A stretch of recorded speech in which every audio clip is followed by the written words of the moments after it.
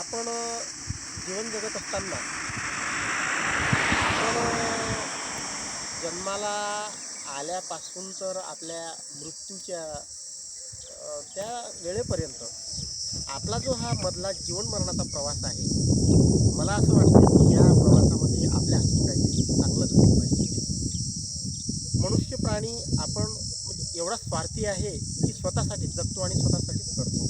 मला असं म्हणायचं आहे की तुम्हाला जन्म ज्यावेळेस तुम्हाला जन्माला घातलं त्यावेळेस घालणारा काहीतरी विचार झाला असेल किंवा ज्या हेतूनं आपल्याला इथं पाठवलेलं आहे, तर काहीतरी आपल्यापासूनही काही अपेक्षा असेल, निसर्गाची सुद्धा असेल.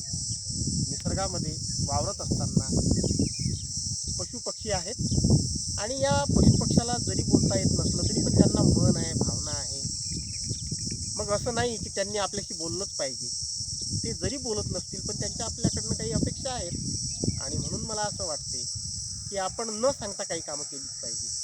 अशा तळपत्या उन्हामध्ये पशुपक्ष्यांना सुद्धा पाण्याची खूप गरज आहे.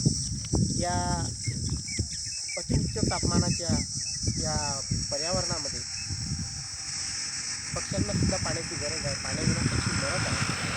माझं सर्व बांधवांना आवाहन आहे